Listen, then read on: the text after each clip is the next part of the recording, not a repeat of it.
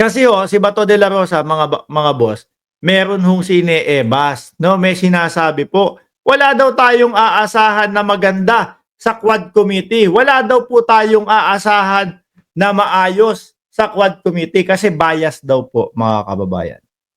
No? So ngayon, eto sumagot si Akop, no? Si Congressman Akop, mga kababayan, ng Antipolo. Ayan, congressman namin yan. Ha? Akop to De La Rosa, rebat report with proof, not theatric. Totoo ho. No? Kasi itong mga DDS na to, magsasalita, magnanakaw.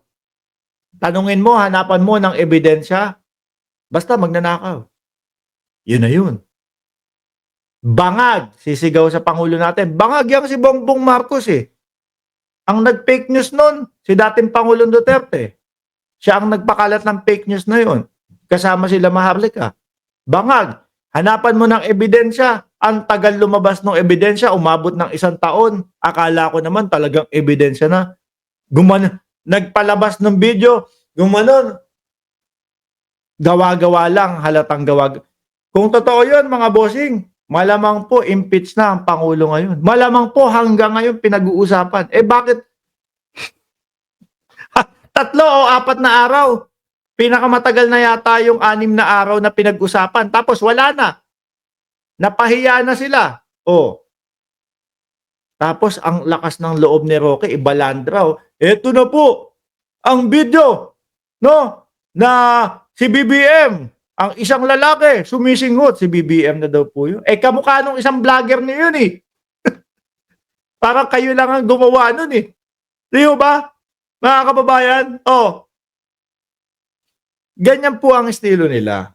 Ngayon, si Bato de la Rosa, wala tayong mapapala dyan sa Quad Committee na yan kasi bias yan.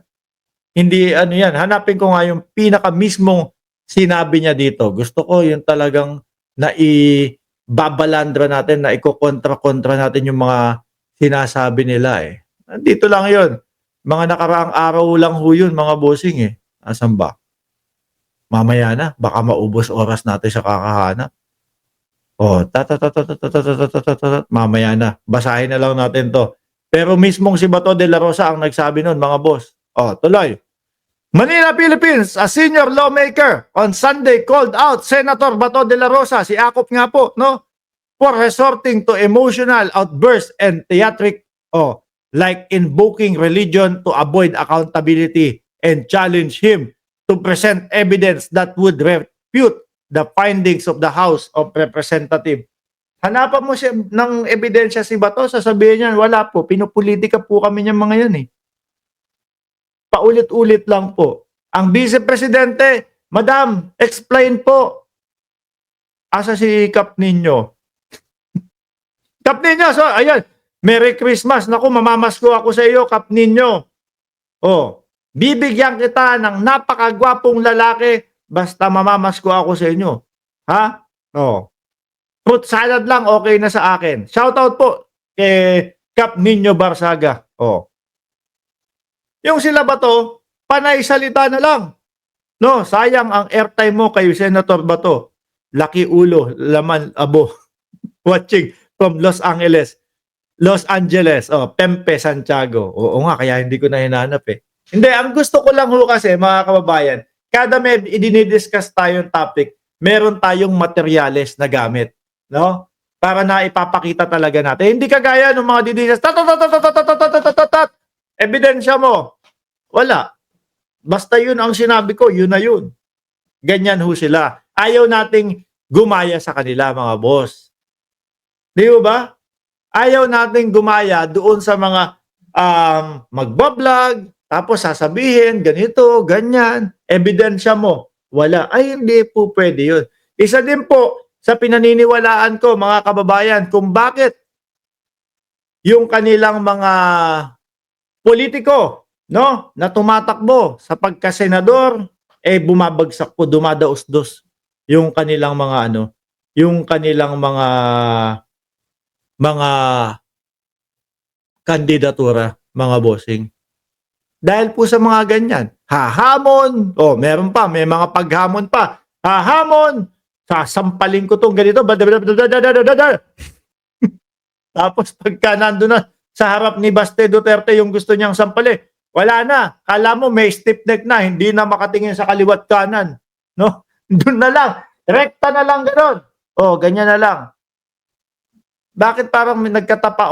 Pag lumingon ho sa kaliwa, nandun si General Torre, napangakuan niya, sasampalin niya daw ho. Yung si dating Pangulong Duterte naman, meron pang duelo. Ganon din. Hindi din pumunta. Matindi ang vice-presidente natin. Ang vice-presidente talagang tegihan po ang labanan doon. Ano? Putulan ng ulo. Tapos talagang kapag nagpategi po, pag sinabing, uutusan kita, tegihin mo, 3 agad. No? Si Martin, si Lisa, at si Bongbong. Ganon. Diyos ko po, mga kababayan. May natatakot pa ho ba doon? Pag ako nawala, mga bossing. No? Ayan.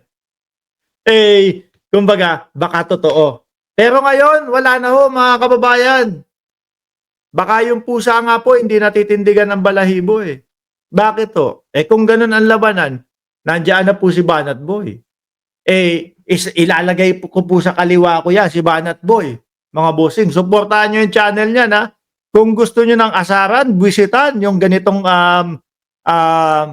uri ng pagbablog, kagaya sa akin.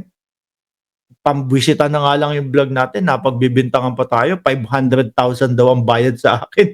No? Ilalagay ko si Banat Boy dito sa kaliwa ko. Banat Boy, hawakan mo to. AK ang sayo. Ikaw naman dito, AK din ang sayo. 4 na nasa likod ko. Tag 9mm kayo.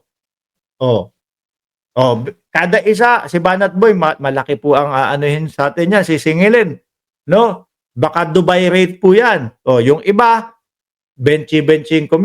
Diba? Sabi mo ng 30 para 1,000 kada isang araw yung sweldo ng bodyguard. Makikipagsabayan yun. Di ba? Mga bossing. Ganun lang po ang labanan eh. Hindi tayo papaisa, mga kababayan. Kung sakali, ang dami nun, Mark. 400 yun. 400. Sige, dito na lang muna tayo sa Cayman. No? Saka na tayo umuwi. Yan. Pero sabi po doon sa vlog o doon sa palabas ni Ted Filon, di ba nga nabanggit ng vice-presidente, hindi ako nagpapatawad. Di ba, mga kababayan? Hindi ako nagpapatawad. Kapag nanalo daw po, tago-ampong na daw po, mga bossing.